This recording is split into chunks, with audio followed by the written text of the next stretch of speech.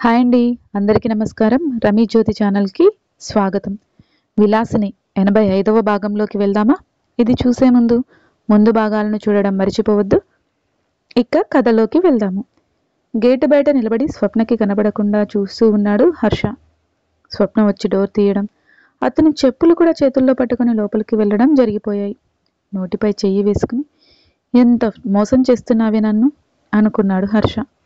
మరి ఇంకొక ఆవిడ కూడా వస్తుంది కదా, ఆవిడ ఇప్పటికీ లోపల ఉందా లేదంటే ఇప్పుడు వస్తుందా అని అనుమానం రాగానే మొహానికి కర్చీఫ్ కట్టుకొని తమ ఇంటికి కాస్త దూరంలో ఒక దగ్గర అటువైపుగా నిల్చుని ఎదురు చూస్తూ ఉన్నాడు హర్ష. ఒక గంట తర్వాత వారి ఇంటి ముందు ఒక ఆటో ఆగింది.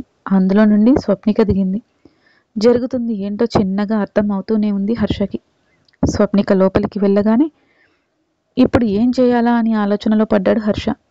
ప్రతిసారి ఏదో ఒక కథ చెబుతూ నన్ను పిచ్చివాడిని చేస్తున్నారు. ఇప్పుడు వెళ్ళిన తప్పు ఒప్పుకుంటారా? అసలు ఏం జరుగుతుంది? వీళ్ళు ఏం చేస్తున్నారు? ముందు వాళ్లకు తెలియకుండా తెలుసుకోవాలి అని అనుకున్న హర్ష ఎలాంటి శబ్దం రాకుండా గేటు తీసుకుని లోపలికి అడుగుపెట్టాడు. చిన్నగా డోర్ పక్కన ఉన్న కిటికీ నుండే లోపలికి చూశాడు.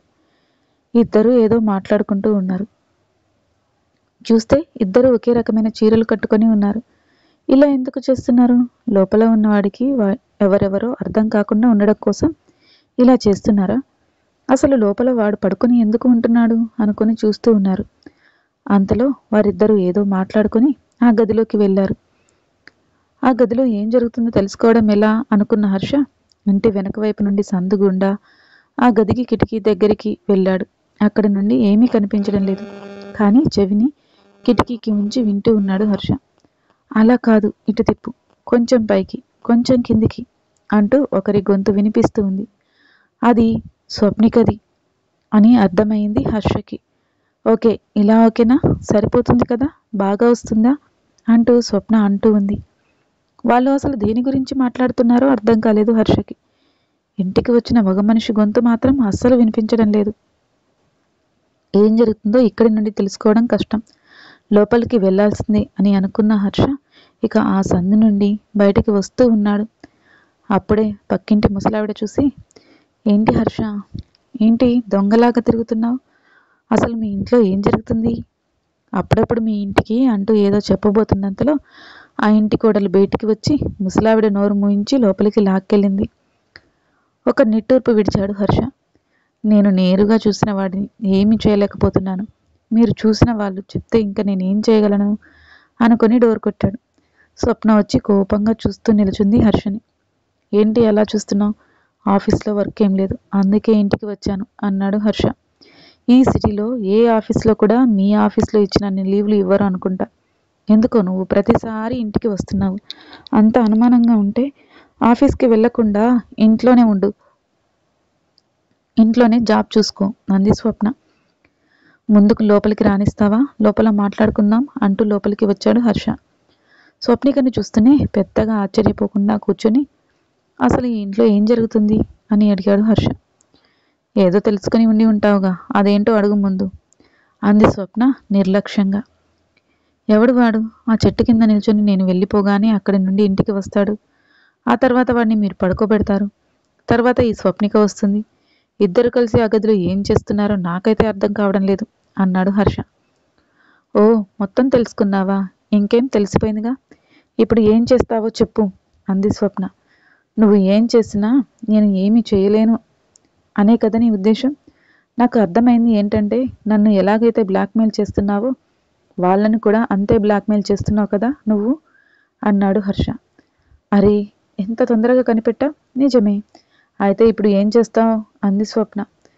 ఒసే రాక్షసి, నీకేం ద్రోహం చేశానే? నేను నిన్ను ఎంతగానో ప్రేమించాను. నిన్నే పెళ్లి చేసుకోవాలనుకున్నాను. నీకోసం మీ ఇంటికి వస్తే నాకు తెలియకుండా వీడియో తీసి నేను చెప్పినట్లు వినకపోతే ఆ వీడియోని 10 మందికి చూపించి నిన్ను బజారుకి ఈడుస్తా అంటూ బెదిరిస్తావా? నన్ను పెళ్లి చేసుకోకపోతే పోలీస్ స్టేషన్లో కంప్లైంట్ ఇస్తా అని బెదిరించావు కదా. అయినా నిన్ను పెళ్లి చేసుకోవద్దని నేను ఎప్పుడూ అనుకోలేదు. నువ్వు వీడియో తీశాకే నిన్ను పెళ్లి చేసుకోవాలంటే భయం వేసింది. కానీ ఆ వీడియో చూపిస్తూ బెదిరించావు. నన్ను మోసం చేశావని రోడ్డుకి ఎక్కుతా అన్నావు. ఆ అవసరం ఏముంది? ఎలాగూ నిన్ను పెళ్లి చేసుకోవాలనుకున్నా కదా అనుకుని పెళ్లి చేసుకుని నువ్వు చెప్పిందల్లా వింటూ తోక ఆడిస్తూ ఉంటే ఎన్నాళ్ళు ఆడుకుంటావే నాతో? సరే, నువ్వు ఏం చేసినా నా పెళ్ళానివి కదా, ఎప్పటికీ నాతో కలిసి ఉండాల్సిన దానివి నువ్వే కదా అనుకుని తల్లిని దూరం చేసుకున్నాను, తోడబుట్టిన వాడిని దూరం చేసుకున్నాను. ఇద్దరం కలిసి కష్టపడి కట్టుకున్న ఇంటిని కూడా వాడు వదిలేసి వెళ్ళాడు. ఇంత చేస్తే నువ్వు ఏం చేస్తున్నావు? ఎవడెవడో మొగాళ్ళని ఇంటికి పిలిచి వ్యాపారం చేస్తావా అన్నాడు హర్ష. ఎలాగో మొత్తం బయట పెట్టి మాట్లాడుతున్నావు కాబట్టి నేను ఒకటి అడుగుతాను చెప్తూ. ఎంతమంది అమ్మాయిలను నువ్వు మోసం చేయలేదు? నేనే కనుక ఆ వీడియో తీసి బెదిరించకపోయి ఉంటే నేను అడిగిన ప్రతిదానికి నువ్వు ఒప్పుకునేవాడివా? లేదు కదా. నన్ను కూడా ఏదో దయతో పెళ్లి చేసుకున్నట్లుగా చేసేవాడి, లేదా అందరిలాగే నన్ను కూడా మోసం చేసి వదిలేసేవాడి. అంతెందుకు, నాకంటే మంచి అమ్మాయి దొరికితే పెళ్ళైన తర్వాత కూడా నన్ను మోసం చేసేవాడి. నీకు ఎలాంటి గతి లేదు కాబట్టి నన్ను పెళ్లి చేసుకున్నావు. నీ బుద్ధి నాకు ముందే తెలుసు కాబట్టి నువ్వు మరెప్పుడు తోక జాడించకుండా నిన్ను నా చేతుల్లో పెట్టుకున్నాను. నీకు మాట్లాడే హక్కు లేదు. పాపాత్ముడా, ఎందరు ఉసిరు పోసుకున్నావో తెలుసా అంది స్వప్న. నేను మొగాన్ని, నన్ను కోరుకున్న ఆడవాళ్లతోనే ఉన్నాను కానీ నీలా బెదిరించి ఇలా వాళ్ళ జీవితాలతో ఆడుకోలేదు అన్నాడు హర్ష. నువ్వు ఇలాంటి మాటలు మాట్లాడకు, నవ్వొస్తుంది నాకు అంది స్వప్న. ఇక నీతో మాటలు అనవసరం. నువ్వు నాకు మాత్రమే సొంతం అనుకున్నన్ని రోజులు నువ్వు ఏం చెప్పినా వినడానికి ఒప్పుకున్నాను. ఇప్పుడు అసలు ఈ ఇంట్లో ఏం జరుగుతుందో అర్థం కావడం లేదు. రేపు నీకు ఒక బిడ్డ పుడితే వాడికి తండ్రి ఎవరో కూడా తెలియదు. అలాంటి బ్రతుకు నేను బ్రతకలేను. ఏం చేస్తావు? నా వీడియో నీ చేతిలో ఉంది కదా, దాన్ని తీసుకువెళ్ళి ఎవరికి చూపిస్తావో చూపించుకో. అందులో ఉంది నువ్వు నేను.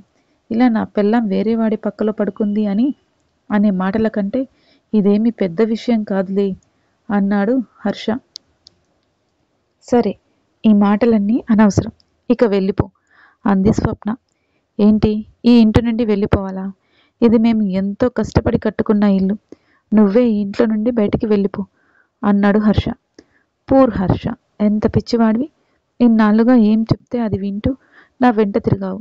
అలాంటి నీతో నేను ఏం చేశానో నువ్వు ఊహించగలవా? కేవలం ఆ ఒక్క వీడియో మాత్రమే అనుకుంటున్నావా అంది స్వప్న. ఏం చేశావే మాయలాడి అన్నాడు హర్ష. స్వప్నిక ముందుకు వచ్చి, నువ్వు స్వప్నని అపార్థం చేసుకుంటున్నావు అని అంది స్వప్నిక. ఆపండి మీ నాటకాలు అన్నాడు హర్ష. కొనసాగుతుంది. మీకు ఈ కథ నచ్చినట్లయితే లైక్ చేయండి, షేర్ చేయండి. మరిన్ని నా కథలను మిస్ కాకుండా ఉండడం కోసం వెంటనే నా ఛానల్ని సబ్స్క్రైబ్ చేసుకోండి. ఈ కథపై మీ అభిప్రాయాలను తెలియచేయడం మర్చిపోవద్దు. మరో భాగంతో మీ ముందుకు వస్తాను. మీ రమీ జ్యోతి.